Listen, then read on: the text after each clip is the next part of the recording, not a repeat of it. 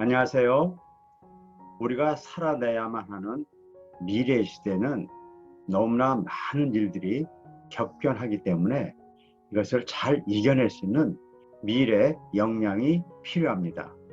이 미래 역량은 크게 세 가지로, 첫 번째는 자기 스스로 학습할 수 있는 자가 학습 능력, 두 번째는 우리가 지금까지 만나보지 못한 많은 문제들을 극복할 수 있는 창조적 문제 해결 능력, 그리고 마지막으로 소통, 공감 기반 협업 능력이 있어야 합니다. 그런데 이 세 번째, 소통, 공감 기반 협업 능력은 미래에는 특별히 중요한 것입니다. 왜냐하면 우리에게 부닥치는 많은 문제들이 내 혼자의 힘으론 해결하기 어려운 것이고, 많은 사람과 힘을 합쳐야지 해결할 수 있는 일들을 우리는 만나게 됩니다.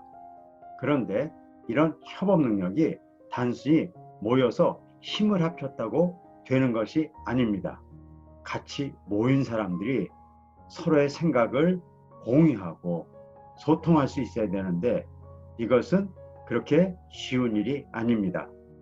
왜냐하면 남을 공감하고 소통하기 위해서는 인간을 전 인격적으로 대할 수 있는 능력이 있어야 합니다. 전 인격적으로 대한다는 말은 인간을 인간으로 대하는 것이죠. 그럼 우리는 누구나 인간을 인간으로 대하는 것이 아닌가 생각하지만 그렇지 않습니다. 많은 부모들이 자식을 잘 교육하는데 어려움이 있다고 이야기합니다.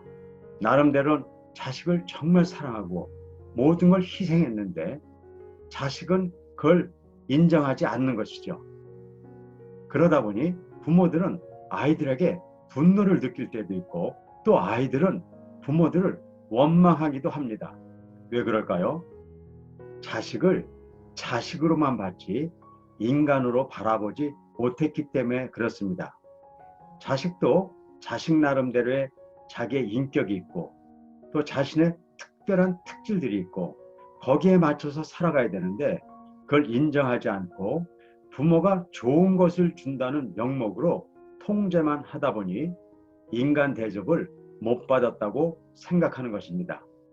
이런 일이 우리 주위에 너무나 많죠.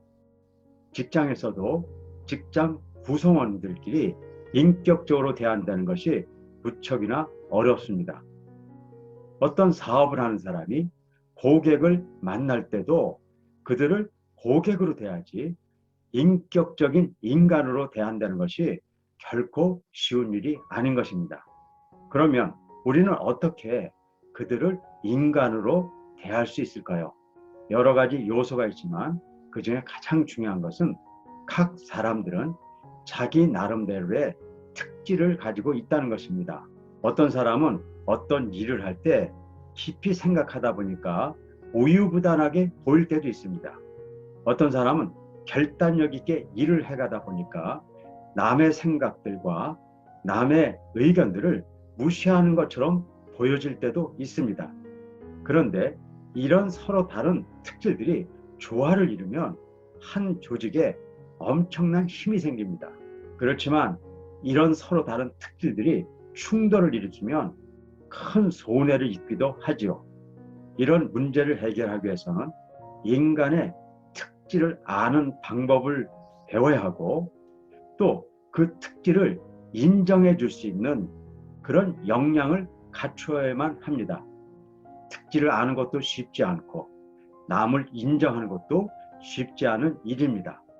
하지만 체계적인 훈련을 통해서 어느 누구도 다른 사람들의 특질을 알 수 있고, 또 내 특질을 알 수 있고, 그것을 인정할 수 있는 방법을 우리가 익힐 수 있습니다.